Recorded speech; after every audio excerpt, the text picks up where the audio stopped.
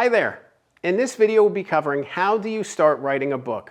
Writing a book can be overwhelming. It can be so scary. Let's make it a lot less scary. By the end of this video you will learn how to unlock your book's purpose, how to make your book's message as strong as possible, and the importance of setting daily and weekly targets for yourself. And stay tuned until the end of the video for an opportunity I really think you're going to enjoy.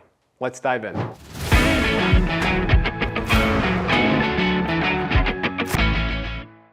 So you want to start writing a book. I think it's awesome. I think it's so exciting when people want to take the plunge to write a book, when they feel like they have something to say. So you feel like you have something to say. You have a message that you want to share. You have opportunities. You want doors to open for you. It's amazing. It's amazing when people want to take that jump. Looking at some of the authors I've worked with as a book ghostwriter and the feeling I get from writing a book myself, writing a book truly can be transformative. It can change your life. It can really take you from where you are today to where you want to be next.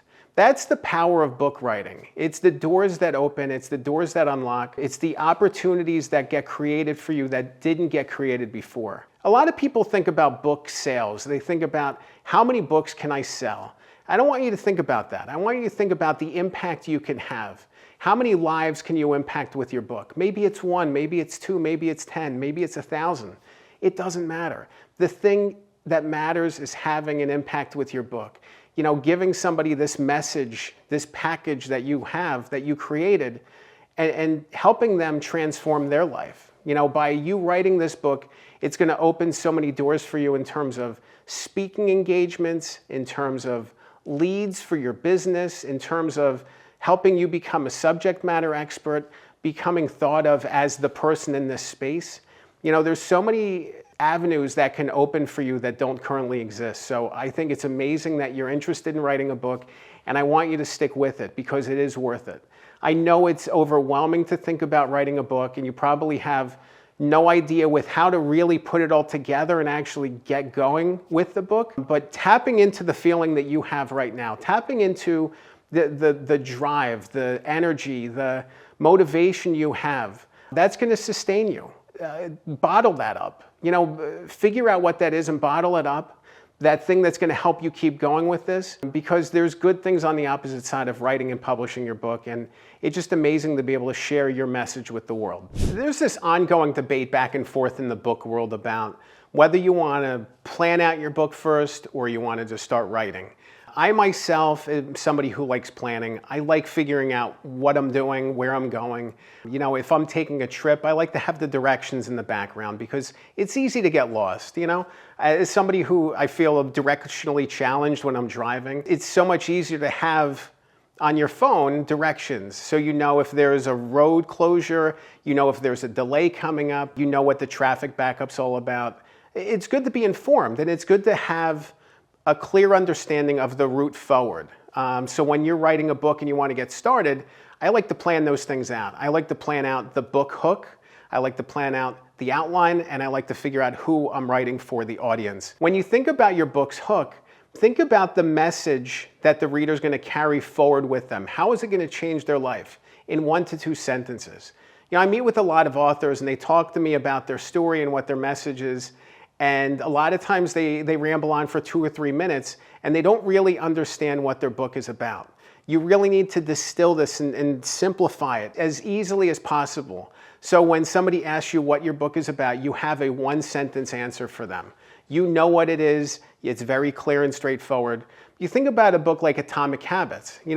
That book hook is really helping you build better habits to transform your life in so many words.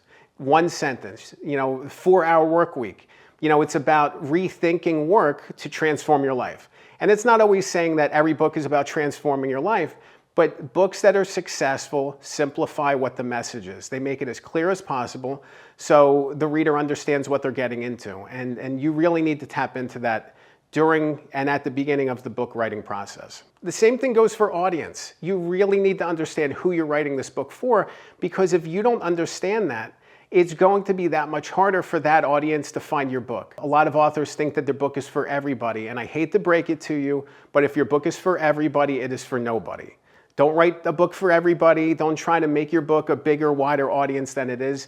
You're better suited to take a book that's about a niche topic and get people outside of that niche interested in it because people inside that niche are into it.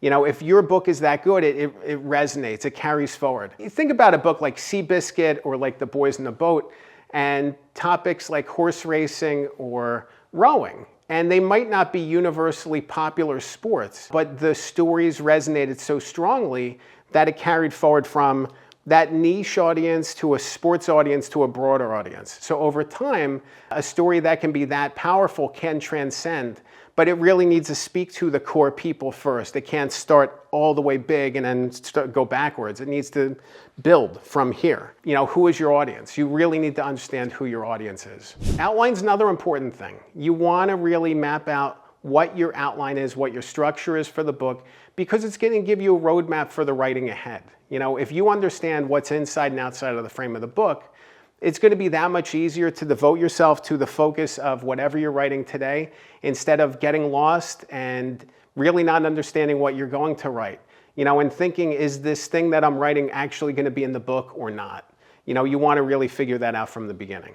I love setting daily and weekly writing targets for myself, thinking about how long I want this book to be in the end and how long I want to take to write it. So if you're thinking about writing a 60,000 word book in 6 months, that's 10,000 words every single month. That's an average of 333.3 words per day. And when you think about that pace, it's kind of like running. It's kind of like running if you want to run a marathon in a certain amount of time. I'm not a marathon runner. But the thing that's interesting is thinking about the pace. If you have a pace of, 8-minute mile and you're falling behind, then you have to really speed to catch up. And the same thing with writing. If your goal is to write that 60,000 word book in 6 months and you're falling behind, you only write 200 words today and 200 words tomorrow, and you're falling behind day by day, maybe you have to spend Saturday catching up. Or maybe there's a recalibration. Maybe the pace you set was too ambitious and maybe you have to pull back, and that's okay. But the goal is really about setting daily and weekly and monthly targets. The more targets you can set and keep, the better you're going to be in the end. The closer to your goal you're going to be. Even if you end up only writing those 200 words a day, those words are going to pile up over time and you're going to get there. It's just about keeping going and maintaining a good pace. When I think about writing, I think about cutting out all of the things holding me back. What are the distractions and what are the obstacles? Think about tech obstacles. Maybe you hate using different apps on programs on your computer. Don't use them. If you want to write in Microsoft Word, write in Microsoft Word. If you want to write in another program, write in another program. I know people who buy book writing software and it's overcomplicated and confusing. If you want to write in Google Docs, write in Google Docs. Do whatever works for you. I recently met with an author who likes writing in a notebook. I was like, great, write in a notebook and then type it up. Do whatever works for you and find out the things that are holding you back and block them out. If it's muting your phone, cutting out distractions, maybe it's having a different setting so you can sit somewhere else and do your writing. Maybe it's finding an hour a week where you can just block out everything, block out meetings, and just focus on the writing. Find your own path, figure out your gaps and what's holding you back. I think a lot of times too, the authors that I work with, they are people who speak so eloquently and speak so fully and tell these great stories, but then when they sit in front of a computer, they have trouble. And that's why I tell them to just take a walk or take a drive and just record yourself talking.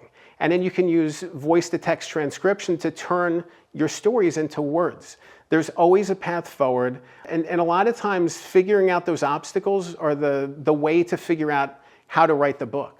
If you want to learn more about how do you start writing a book, I definitely want you to check out a course that I created. It's called a Good Book Accountability Course, and it involves weekly meetings, weekly check-ins, lessons, tips, the opportunity to discuss challenges and obstacles. I launched it for other authors. I launched it for building a community. I launched it for writers like you to really help just share my tips and strategies from writing and ghostwriting 30 books. And I love the power and I love the excitement of being able to bring a message forward and share it. And I want you to feel the same way. So if you're interested in checking out this course, visit goodbookmastery.com.